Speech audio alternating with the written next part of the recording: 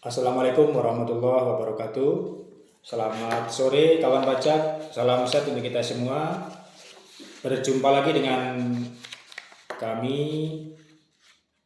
penyuluh KPP Pratama Mataram Barat dengan saya sendiri Cak Rus atau Ruswanto, kemudian bersama Mas Ganes, kemudian juga Pak Nunung. Dan edisi kali ini hari Kamis tanggal 11 Desember 2025 kita akan berbincang-bincang mengenai tema yang sangat rame ya, lagi rame-ramenya di antrian juga rame, yaitu masalah aktivasi akun Cortex dan permohonan kode otorisasi. Mas Ganes Panunung, jadi begitu pentingnya akun Cortex karena sistem Cortex ini sudah berjalan 1 tahun, tapi masih banyak kawan pajak kita semua yang belum aktivasi akun dan juga memiliki kode otorisasi ya, untuk laporan atau untuk segala macam di Cortex itu. Jadi mohon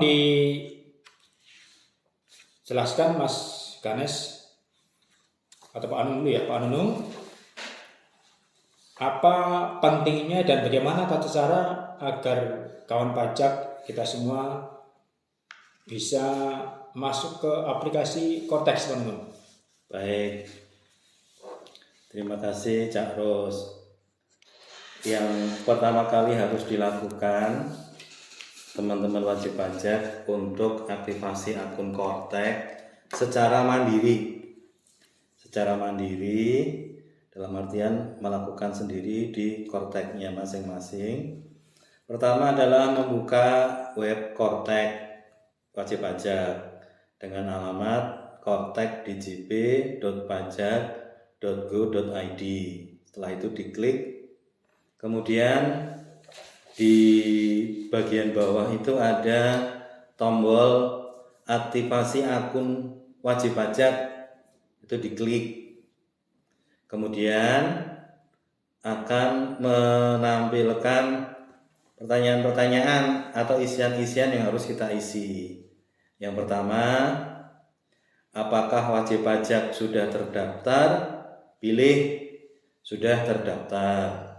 Kemudian memasukkan NPWP atau NIK. Kemudian cari.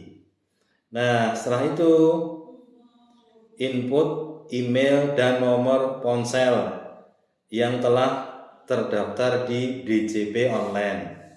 Nah, ini yang harus menjadi perhatian kita semua, bahwa ketika kita melakukan aktivasi akun Cortex secara mandiri, dipastikan bahwa nomor HP dan nomor alamat email yang aktif itu benar-benar yang terdaftar di data DJP. Artinya nomor HP-nya juga harus sama, alamat emailnya harus sama, karena nanti proses pengiriman akan melalui 2 alamat tersebut, baik nomor HP maupun email. Jadi tolong dipastikan nomor HP dan alamat emailnya sama dengan yang terdaftar di DJP atau di DJP online yang aplikasi yang terakhir. Kemudian lakukan verifikasi identitas. Kemudian centang terakhir, centang pada pernyataan. Nanti ada pernyataan di centang kotak kecilnya itu. Kemudian klik simpan. Nah, kemudian cek atau periksa email untuk mendapatkan surat penerbitan akun wajib pajak yang memuat kata sandi sementara. Nanti situ sudah muncul, nick-nya sudah muncul, kata sandinya sementara juga sudah muncul di email tersebut. Kemudian buka kembali laman cortexdjp.pajak.go.id, lalu masukkan ID pengguna, kata sandi sementara yang dikirim lewat email tadi silakan dimasukkan, kemudian kode captcha, kemudian yang terakhir adalah klik login. Nah, pada saat login pertama lakukan ubah kata sandi dan buat passphrase. Kata sandi ini digunakan untuk masuk ke Kortek, sementara passphrase itu digunakan untuk menandatangani dokumen-dokumen yang kita buat di Kortek nanti. Contoh bukti potong atau SPT itu ditandatangani dengan menginput passphrase yang kita buat sendiri, ya. Kemudian setelah itu, ketika kita sudah bisa membuat kata sandi yang baru, membuat passphrase yang baru, setelah itu selesai, kemudian klik simpan. Untuk selanjutnya, akses kembali halaman login akun Kortek DJP menggunakan kata sandi yang baru dibuat tadi. Termasuk juga ketika nanti kita harus tanda tangan bukti potong atau tanda tangan SPT dengan menggunakan passphrase yang baru saja kita buat. Nah, apabila itu sudah selesai, maka aktivasi sudah selesai, Cak Ros. Demikian, Cak Ros. Oh begitu ya. Jadi ini ada dua langkah besar. Yang pertama adalah aktivasi dulu Pak Nunung ya. Ya. Kemudian nanti kalau aktivasi sukses, baru kode otorisasi. Kalau untuk tanda tangan lah sertifikat elektronik namanya kan. Ya. Nah sebelum ke sertifikat elektronik ke Mas Ganes, coba kita dalemin ya seluk-beluk aktivasi ini. Kalau kawan pajak ini sudah memiliki akun DJP online sebelumnya, kan ada cara yang lebih praktis ya, tinggal buka akun Kortek DJP dan .pajak.go.id, nanti klik lupa kata sandi ya, begitu Mas Ganes ya? Betul. Nah coba dijelaskan itu, tinggal klik lupa kata sandi juga nanti akan nge-link ke apa yang kita isi ya? Ya, nah. betul harus. Jadi kalau tadi seperti yang disampaikan Pak Nunung, jadi memang kalau kita sebagai wajib pajak itu kita memang perlu, sebelum kita lakukan aktivasi itu kita perlu tahu dulu apakah kita sudah pernah punya akses ke sistem sebelumnya alias sistem DJP online. Jadi kalau bagi kawan pajak semua yang tahun 2024, tahun pajak 2024 itu sudah melaporkan SPT tahunannya misalkan melalui online, melalui DJP online, maka teman-teman atau kawan pajak di sini bisa langsung melakukan reset password di akun Kortek. Tapi bagi kawan pajak semua yang sama sekali pelaporannya masih manual seperti yang tadi dijelaskan oleh Pak Nunung, maka step yang harus dilakukan memang harus aktivasi. Terlebih dahulu, Cak Rus. Iya. Tadi disinggung Pak Nunung bahwa untuk menerima notifikasi ya, perubahan password, ganti password dan sebagainya itu adalah nomor HP dan alamat email yang dulu kita daftarkan waktu DJP online ya, waktu daftar DJP sebelumnya itu. Nah, kalau lupa atau sudah tidak aktif lagi, maka nggak bisa kita perbaiki sendiri ya, nggak bisa kita ubah sendiri. Tidak bisa. Jadi harus ke kantor pajak gitu ya. Nah, mungkin ke KPP mana nih? Mungkin kawan pajak juga bisa di state juga biar lebih jelas. Apakah harus di KPP terdaftar atau di KPP terdekat, Pak Nunung? Di KPP terdekat. Nah, bisa. Tidak harus terdaftar ya. Bisa di KPP terdekat. Nah, dan satu lagi, apabila teman-teman wajib pajak kesulitan dalam mengaktifasi akun Korteknya, maka kawan-kawan pajak juga bisa datang ke KPP terdekat untuk dibantu minta aktivasi akun Kortek yang pertama kali. Nanti teman-teman wajib pajak akan diberikan oleh petugas TPT berupa pemberitahuan akun Kortek yang isinya adalah nick dan password pertama kali atau password sementara yang digunakan untuk masuk ke Kortek yang kemudian setelah berhasil seperti yang pernah saya sampaikan tadi, kawan pajak bisa melakukan ubah kata sandinya. Ya, jadi ada 2 cara. Aktivasi akun Kortek itu bisa mandiri, dilakukan sendiri dengan catatan bahwa nomor HP dan alamat emailnya sudah sesuai dengan apa yang ada di KPP, atau dilakukan dengan langsung datang ke KPP terdekat untuk minta bantuan ke petugas TPT, minta aktivasi akun Kortek yang pertama kali. Baik. Kata sandi yang pertama kali dikirimkan lewat email atau HP itu biasanya keriting ya, susah gitu. Ya. Nah, kita dikasih kemudahan, kesempatan untuk mengubah kata sandi atau password itu lebih gampang kita ingat lah. Tapi ada kriterianya ya Mas Ganes ya. Iya. Ada 8 karakter dan Betul. gimana lengkapnya Mas Ganes? Jadi untuk perlu diketahui kan pajak semua bahwa password itu memang ada minimalnya ya kan pajak semua. Jadi settingan untuk password adalah minimal 8 karakter yang terdiri dari minimal 1 huruf kapital, 1 angka dan 1 karakter khusus. Jadi itu perlu diingat. Kenapa sedemikian rumit passwordnya ya? Supaya untuk menjaga keamanan informasi.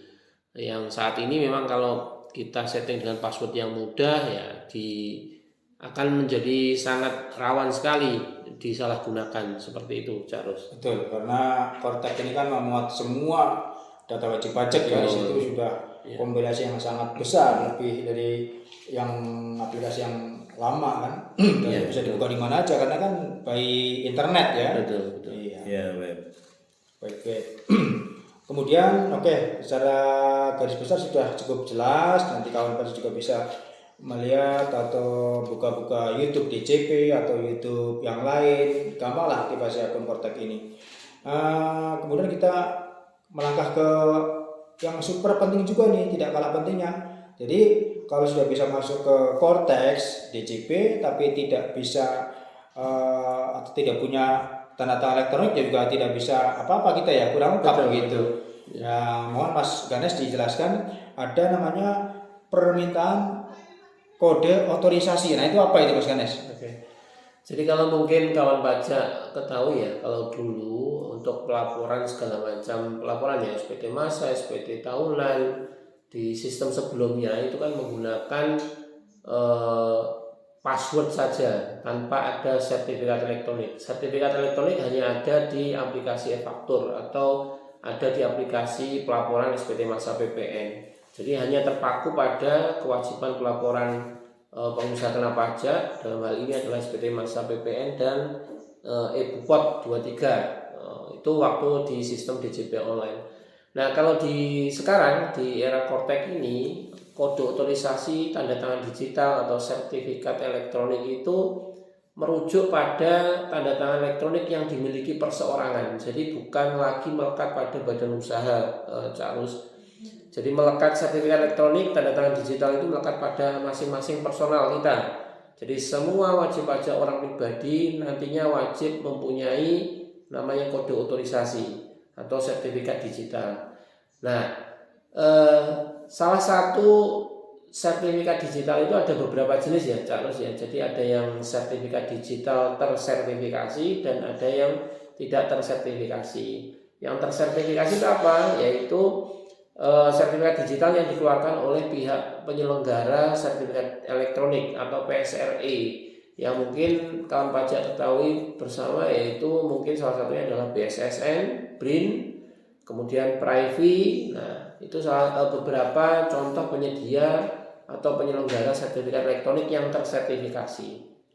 Nah, khusus kode otorisasi yang dibuat oleh DJP, karena DJP itu bukan sebagai penyelenggara sertifikat elektronik, maka ya untuk kode otorisasi ini masuk sebagai sertifikat yang tidak tersertifikasi, sertifikat elektronik yang tidak tersertifikasi, tapi bisa digunakan hanya untuk sistem Kortek ini saja. Jadi tidak bisa digunakan untuk aplikasi lain di luar DJP. Itu gratis Mas Ganes ya? Kalau untuk kode otorisasi gratis, jadi selama dibuat dan digunakan untuk aplikasi di internal DJP aja. Kalau untuk yang sertifikat digital tersertifikasi yang dibuat oleh pihak ketiga itu berbayar. Kemudian urutannya gimana Ganes? Jadi kan tadi sudah bisa masuk akun Cortex ya.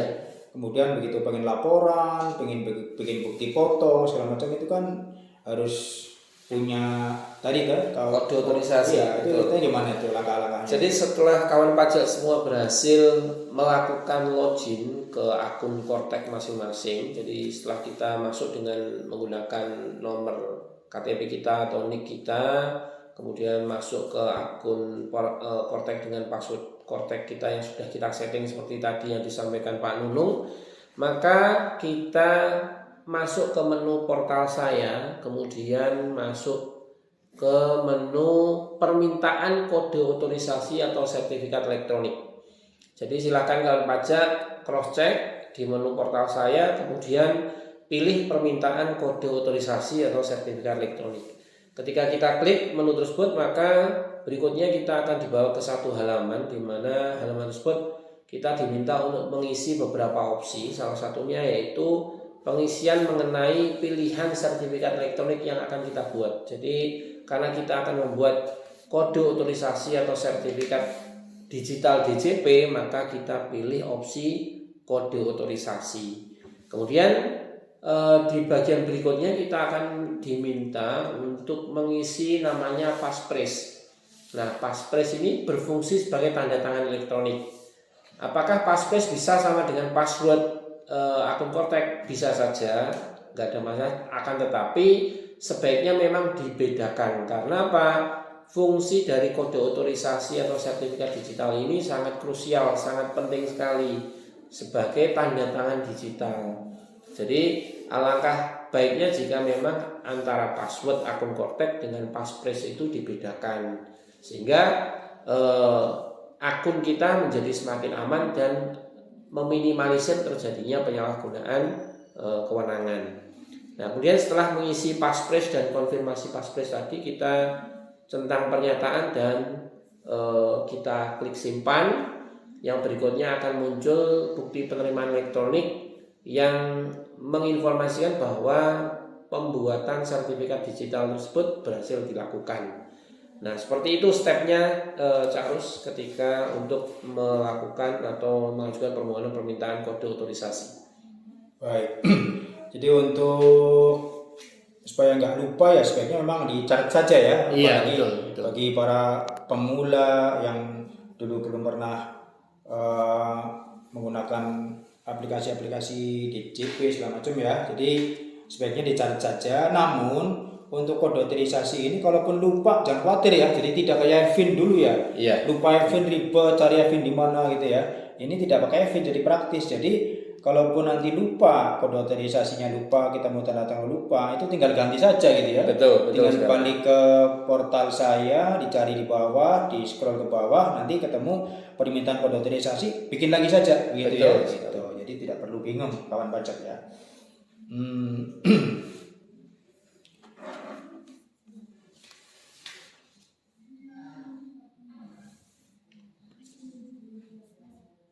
Oke. Kemudian saya tambahkan Carlos. Jadi setelah kita berhasil melakukan permohonan atau permintaan kode otorisasi sertifikat digital tadi, ada salah satu menu yang bisa digunakan untuk melakukan validasi sertifikat elektronik tersebut sudah valid atau tidak. Karena di beberapa kasus itu ketika kita sudah berhasil membuat kode otorisasi, ternyata ketika digunakan untuk menandatangani bukti potong, menandatangani SPT, ternyata masih muncul pesan error. Misalkan sertifikat elektronik tidak valid gitu. Padahal kita sudah melakukan setting passphrase tadi. Nah, bagaimana caranya? Kawan pajak bisa melakukan akses ke menu portal saya, kemudian masuk ke menu profil saya, kemudian pilih identifikasi eksternal. Jadi di bagian identifikasi eksternal tadi itu kita pilih di bagian tabnya, kita pilih digital sertifikat. Kemudian nanti lakukan cek status, pastikan status dari sertifikat digital yang sudah berhasil kita ajukan tadi adalah valid. Semisal tidak valid, maka silahkan ulangi step tadi dari mulai permohonan kode otorisasi tadi dan lakukan setting ulang paskris sehingga memastikan bahwa menu validasi ini berstatus valid. Seperti itu ya, terus tambahannya. Oke, ingat lagi juga kadang-kadang kita masih menemui kawan pajak, kok nggak bisa tanda tangan, kok nggak muncul ketika kita mau laporan, ternyata belum impersonate Mas Ganes ya. Jadi kode otorisasi atau tanda tangan digital ini itu adanya di menu perorangan ya. Jadi betul. Di konteks orang pribadi. Jadi ketika sudah ketika masuk lewat akun Kortek Badan itu nggak muncul, betul. Jadi jangan lupa ketika bikin kode otorisasi maka lewat akun Kortek pribadi dan sebelum impersonate ke badan gitu ya. Betul. Apalagi ada lagi yang penggunaan Kortek ini, Mas Ganes, mungkin bisa ditambahin Pak Nunung juga. Ada ketika salah satu, jadi setiap kita yang punya NIK kan tidak harus menjadi wajib pajak gitu kan ya. Betul. Jadi ada beberapa aktivasi Korteks tapi yang tidak menuju atau tidak menjurus ke menjadi wajib pajak gitu. Jadi bisa hanya untuk register saja begitu ya. Betul. Itu mungkin untuk yang bagaimana itu Mas Ganes? Jadi kalau untuk pendaftaran, jadi semisal kita sama sekali, misalkan kita belum punya NPWP sama sekali dan ada kepentingan yang mendesak, semisal contoh kita sebagai karyawan, NIK kita tidak bisa diinput oleh pemberi kerja. Nah, kemudian kita memang tidak ingin punya NPWP karena memang penghasilan kita masih di bawah PTKP, misalkan seperti itu. Maka kita bisa melakukan pendaftaran atau melakukan aktivasi NIK tersebut tanpa teraktivasi menjadi NPWP. Caranya bagaimana? Kawan pajak bisa langsung akses di menu kortek.djp.pajak.go.id, kemudian pilih menu daftar.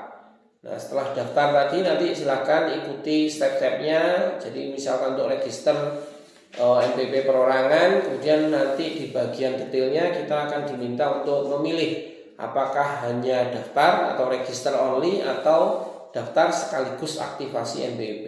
Jadi silakan dipilih sesuai dengan keperluan masing-masing kawan pajak semua. Seperti itu, Charles. Oke, siap. Jadi tidak selamanya namanya aktivasi ini menjadi wajib pajak gitu ya, tergantung keperluan gitu. Betul.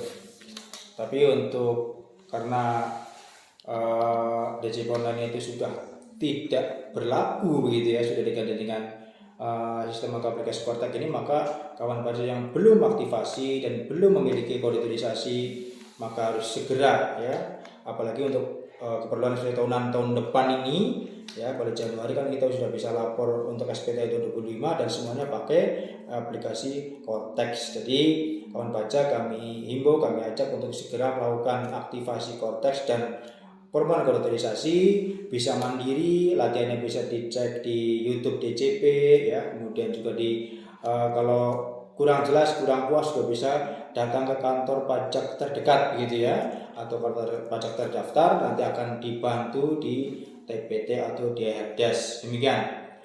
Mungkin podcast kali ini cukup jelas, mudah-mudahan bisa membantu teman pajak di sana. Sekian, kurang lebih minta maaf. Semoga kontak ini lancar dan kita sehat semua. Demikian, wassalamualaikum warahmatullahi wabarakatuh. Waalaikumsalam warahmatullahi wabarakatuh.